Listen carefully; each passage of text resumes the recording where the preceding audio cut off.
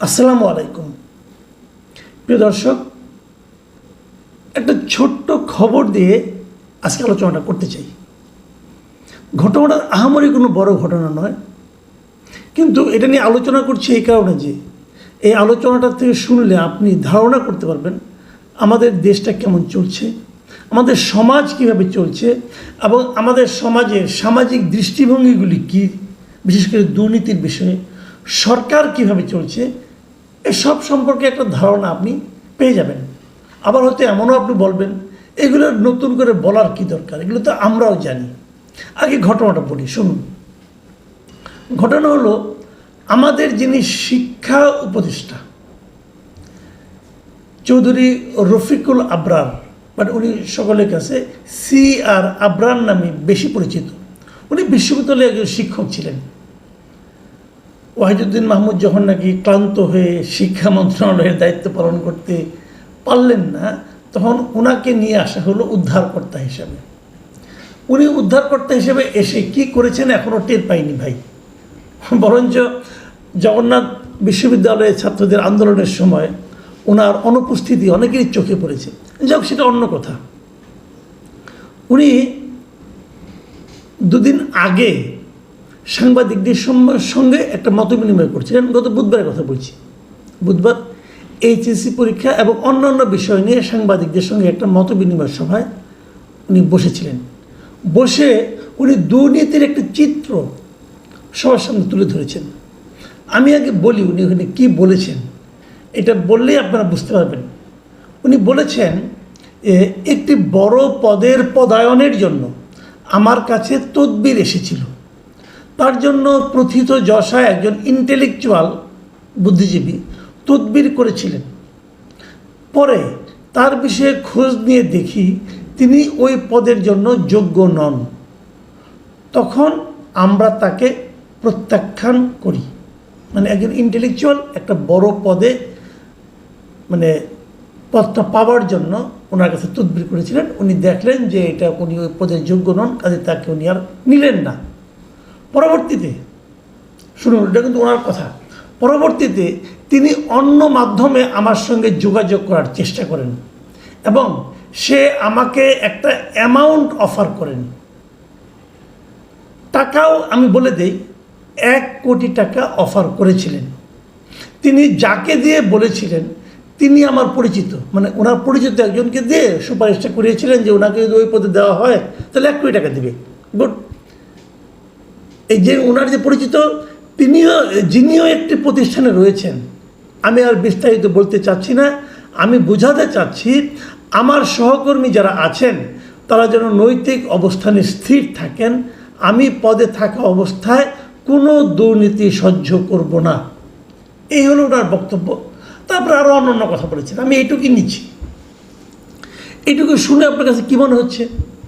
মনে হচ্ছে CR আবরার সাহেব অত্যন্ত সৎ একজন ব্যক্তি।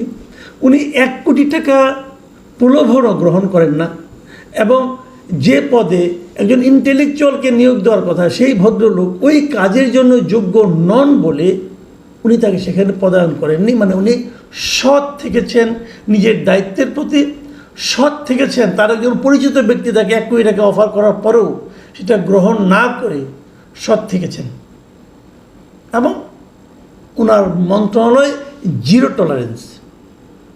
CR আবরার সাহেবের এই কথা আমি বিশ্বাস করতে চাই যে ওনার মন্ত্রণালয় জিরো টলারেন্স।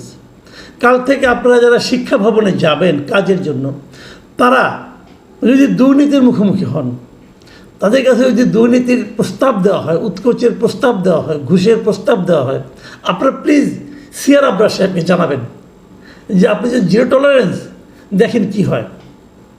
শিক্ষা বিভাগের দুর্নীতি, খাদ্য বিভাগের দুর্নীতি, এগুলো আমি যখন সাংবাদিকতা শুরু করি আজকে থেকে 36-37 বছর আগে, তখন থেকে এগুলো ওপেন সিক্রেট ছিল।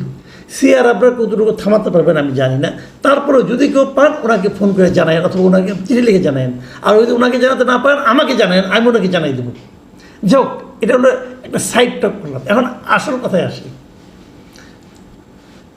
দেখুন, একটা জিনিস হলো উনি প্রমাণ করতে চাইলেন উনি খুব সৎ, আমি মানলাম উনি খুব সৎ। কিন্তু উনি এই যে বললেন সাংবাদিকদেরকে, এর মাধ্যমে জাতির কী লাভ হলো বলেন তো আমাকে? আমি তো বরং বলি ক্ষতি হলো। কীভাবে? শুনুন, এর মাধ্যমে অনেকেই জানলো যে এরকম একটা পদের বদলির রেট হলো 1 কোটি টাকা। অনেকেই জানলো কিন্তু, এবং যারা হয়তো আরও কম নিত তারা রেটটা বাড়িয়ে দেবে 1 কোটি টাকা, অথবা বিভিন্ন রকম লাভজনক পদে 1 কোটি টাকা দিয়ে অনেকে বদলি করবেন। রেটটা জানা গেল মোটামুটি। এটা কিন্তু থামবে না, 1 কোটি টাকা থামবে না। আপনি কেন বললাম থামবে না? ঠিক আছে বলি, শুনেন। গত 10 মাস ধরে উপদেষ্টারা দায়িত্ব পেয়েছেন, বিনা পরিশ্রমে সবাই উপদেষ্টা হয়েছেন। উপদেষ্টা হওয়ার জন্য কাউকে কোনো সাধনা করতে হয় নাই, কাঠখড় পোড়াতে হয় নাই, উপদেষ্টা হয়ে গেছেন। বসে গত 10 মাসে সিআর আবরার কিন্তু 10 মাস না, উনি অনেক পরে এসেছেন। উনি হয়তো 4-5 মাস হয়েছে এসেছেন। 4-5 মাসে 1 কোটি টাকার অফার পেয়েছেন বলে জানালেন। তাহলে এই 10 মাসে অন্য কোনো উপদেষ্টাকে বলতে শুনেছেন যে ওনাকে 1 কোটি টাকা অফার করা হয়েছে? কেন শুনেননি? অন্য কোনো সেক্টরে দুর্নীতি নাই? অন্য কোনো সেক্টরে লোভনীয় কোনো পদ নাই? নাকি অন্য সেক্টরের অন্য উপদেষ্টারা টাকাটা নিয়ে নিয়েছেন এই জন্য বলা হয় নাই? অন্য অন্য অনেক সেক্টরে তো নানা রকম লোভনীয় পদে বদলি হয়েছে, লোভনীয় পদে নিয়োগ হয়েছে। তাহলে তারা কি টাকার বিনিময়ে নিয়োগটা করেছেন? যে বুদ্ধিজীবী বা ইন্টেলেকচুয়াল 1 কোটি টাকা দিতে চেয়েছেন, ওরকম তো অনেক লোকই আছে। ইন্টেলেকচুয়াল না, তারা তো আরও বেশি দিবে। অনেকে ব্যবসায়ী, অনেকে এনজিও কর্মী। এক এনজিও কর্মী যেমন ধরেন ঢাকা উত্তরে মেয়র হয়ে গেছেন, এক এনজিও কর্মী ঢাকা উত্তরের মেয়র। কেন? কী বিবেচনায়? কেউ জানে না, কিন্তু হয়ে গেছেন। কেন? উপদেষ্টা চেয়েছেন বলে হয়ে গেছেন, কোনো কিছুর বিনিময় ছাড়াই হয়ে গেছেন। এখন তো সন্দেহটা বাড়তেছে। আচ্ছা ঠিক আছে, তাহলে তারা কেন প্রকাশ করলেন না? তারা কেন প্রকাশ করলেন না? আমি জানি না কেন প্রকাশ করলেন না। আচ্ছা আর একটা কথা বলেন তো, একটা বদলির জন্য যদি 1 কোটি টাকা হয়, 1 কোটি টাকা দিয়ে কেউ একটা পদে যেয়ে বসলো, কেন? কী লাভ? তার মানে উনি ধরে নিয়েছেন এই 1 কোটি টাকা দিয়ে উনি যে দিলেন কাউকে, দিয়ে যে বদলির আদেশটা পেলেন, পাওয়ার পর ওই পদে এই টাকাটা আজকে উনি ইনভেস্ট করলেন। মানে 1 কোটি টাকা উনি কয়েক মাসের মধ্যেই পেয়ে যাবেন। কারণ এই গভর্নমেন্টের মেয়াদ কতদিন হবে কেউ জানে না, কিন্তু এটা ডিসেম্বরে হতে পারে, তার আগেও চলে যেতে হতে পারে এদেরকে, অথবা বড় জোর জুন। আমি যদি জুনটাই ধরি তাহলে 1 বছর। তারপরে 1 বছরের মধ্যে উনি 1 কোটি টাকা ইনকাম কিন্তু করবেন, 1 কোটি টাকার বেশিই করবেন। কারণ 1 বছরে 1 কোটি টাকা ব্যাংকে রেখে দিলে তো কয়েক লাখ টাকা লাভ আসবে। তাহলে 1 কোটি টাকা দিচ্ছেন কারণ এখান থেকে 10 কোটি টাকার চেয়েও বেশি উঠিয়ে নেওয়ার জন্য। কার কাছ থেকে উঠিয়ে নেবেন? কোনো একজন অধস্তন লোকের কাছ থেকে উঠিয়ে নেবেন। যার কাছ থেকে উঠিয়ে নেবেন উনিও ইনভেস্ট করবেন, উনি আবার কার কাছ থেকে উঠিয়ে নেবেন? আলটিমেটলি শেষ পর্যায়ে যে আমাদের সাধারণ মানুষের কাছ থেকে সেই টাকাটা তারা উঠিয়ে নেবেন। দুর্নীতি কিন্তু একটা চক্রের মতো, উপরে থেকে ধীরে ধীরে নিচের দিকে নামে। সিআর আবরার সাহেব সেটা গ্রহণ করেননি। উনি বলেছেন, আমি বিশ্বাস করেছি, আমি অতটা সন্দেহবাতিগ্রস্ত নই যে আমি বলবো যে উনি 1 কোটিতে রাজি হন নাই, 1.5 কোটিতে নিছেন, এটাই বলতে চাচ্ছি না। আমি ধরে নিচ্ছি উনি নেননি। তাহলে উনি হয়তো বন্ধ করলেন। অন্য অন্য সেক্টরে, শিক্ষার বাইরে অনেক লাভজনক অনেক পদ আছে, সেগুলোতে কী হয়েছে? তাহলে আমি তো ধরে নিচ্ছি ওই সমস্ত পেশার লোক হয় অসম্ভব রকম সৎ, অথবা ওনারা নিয়ে নিয়েছেন। আচ্ছা এখন আমার প্রশ্ন হলো কি, এই যে কথাটা উনি বললেন, এতে কি এ ধরনের প্রবণতা থামবে? থামবে না। এ ধরনের প্রবণতা চলতে থাকবে। থামতো কিসে বলেন তো? থামতে হলো ওই কারণে, দেখেন উনি কিন্তু ওনার বন্ধুর নামও বলেননি, ওই ইন্টেলেকচুয়ালের নামও বলেননি। কেন বললেন না? কেন? ওনাদেরকে ফেভার করলেন? ওনাকে তো ফেভার করতে বলা হয় নাই। ফেভার করাটা তো ওনার দায়িত্বের মধ্যে পড়ে না। পড়ে কি? পড়ে না তো। আপনাদের মনে আছে একবার ক্রিকেটে একবার আমাদের এই সাকিব আল হাসানকে একজন জুয়ারি ফোন করেছিল। এই ফোন করার কথাটা উনি আইসিসিকে জানাননি বলে ওনাকে কিন্তু সাসপেন্ড করা হয়েছিল 1 বছরের জন্য। তার মানে সাকিব আল হাসান বলছিলেন যে আমি তো টাকাটা নেইনি, আমি তো অফারটা গ্রহণ করিনি। এটা যে বড় অপরাধ, এই অপরাধ উনি করেননি, কিন্তু এই যে ফোন যে করেছিল এই কথাটা উনি বলেননি বলে এটার জন্য তাকে সাসপেন্ড করা হয়েছিল 1-2 বছরের জন্য। হয়েছিল তো, ওটাও অপরাধ। তো উনি নামটা বললেন না কেন? উনি বলবেন যে আমি তো বলে দিয়েছি আমার কাছে এসেছিল। না, এটা কিছু প্রমাণ করে না, এটা কিছু বোঝা যায় না। আপনি বানিয়ে বানিয়ে বলতে পারেন, আপনি নাম বলেন। নাম বললে হয় কি সেটা আমি বলি, যিনি অফার করেছেন তার নাম সবাই জানলো, এবং এরপর ফার্দার যেহেতু জানলো উনি সামাজিকভাবে ক্ষতিগ্রস্ত হবেন, এরপর আর কেউ কোনো রকম এরকম অফার নিয়ে অন্য কোনো উপদেষ্টার কাছে যাবেন না ভয়ে, যে যদি বলে দেয় তাহলে তো আমি শেষ। এবং ইন্টেলেকচুয়াল নামটা বলে দেন, বললে কি হবে? ওই ইন্টেলেকচুয়াল যে বদ মতলব নিয়ে আপনার কাছে গিয়েছিল, ওর বদ মতলবের একটা সাজা উনি পাবেন সামাজিকভাবে। সবাই জানবে উনি এই কাজটা করেন, এবং ওনার ইমেজ নষ্ট হয়ে যাবে। ওনাকে লোকে তখন আর ইন্টেলেকচুয়াল বলবে না, ওনাকে লোকে আর তখন বুদ্ধিজীবী বলে ভেবে শ্রদ্ধা করবে না। তার জন্য এই অপমানটা প্রাপ্য। তাদেরকে এই প্রাপ্য অপমানের হাত থেকে সিআর আবরার সাহেব রক্ষা করেছেন।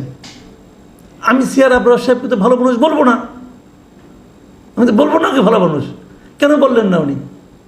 দেখুন, আপনারা হয়তো বলবেন যে এইভাবে মানে একটা লোক ভালো কাজ করলো তাও আপনি এইভাবে তাকে ধরছেন।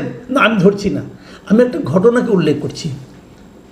দুর্নীতি যখন সর্বব্যাপী হয়ে যায় না, তখন একটা ছোট দুর্নীতিকেও মহৎ কাজ মনে হয়, যেটা নাকি সিআর আবরার সাহেব করেছেন। সিআর আবরার সাহেব বলেছেন ওনার মন্ত্রণালয়ে দুর্নীতির ব্যাপারে 0 টলারেন্স। আমি দেখি 0 টলারেন্স হয় কিনা, দেখি উনি কোনো চিঠি পান কিনা, অথবা কেউ আমাকেও লেখে কিনা, দেখি, আমরা পেয়ে যাবো ইনশাল্লাহ। একটা কথা বলি, সিআর আবরার সাহেব, আপনি দুর্নীতি থামাবেন, ভালো কথা।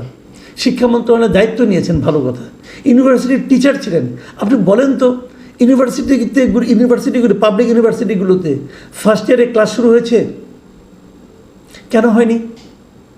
এইচএসসি পরীক্ষা শেষ হয়েছে কবে? গত বছরের সেপ্টেম্বরের রেজাল্ট হয়ে গেছে, তারপরে প্রায় 1 বছর হয়ে গেল, আপনি ফার্স্ট ইয়ারে তো ক্লাসই শুরু করতে পারেন নাই। কেন পারেন নাই? আপনার কাজ ওইটা, ওই কাজটাও করতে পারেন না, এই কাজটাও করতে পারেন না। মিষ্টি মিষ্টি কথা বললে ভাইচিরা ভিজবে না। কেন এখন পর্যন্ত পাবলিক ইউনিভার্সিটিগুলোতে ক্লাস শুরু হয় নাই? কেন? 1 বছর লাগে ক্লাস শুরু হতে, নাকি সবাই সমন্বয় হবেন? ভাই, শিক্ষা ব্যবস্থা 12টা বেজে গেছে, এদেশের শিক্ষা ব্যবস্থার 12টা বেজে গেছে। স্টুডেন্টদেরকে সরকার মাথায় তুলেছে এমনভাবে যে সবাই এখন সমন্বয়ক হতে চায়, লেখাপড়া করতে চায় না। সমন্বয়ক হয়ে নানা তদবির বাণিজ্যে লিপ্ত হতে চায়, আর কালো টাকা সাদার ব্যবস্থা করে দেওয়া হয়েছে। নানাভাবে টাকা উপার্জন করে প্লট আর ফ্ল্যাট কিনতে চায়। দেশের অবস্থা ভালো না। সিআর আবরার সাহেবকে আহ্বান জানাবো, নাম দুটো প্রকাশ করে দেন, দেখি আপনার কতটুকু বুকের পাটা আছে আর কতটুকু মেরুদণ্ড সোজা আছে, তাহলেই বুঝবো আপনি দেশপ্রেমিক।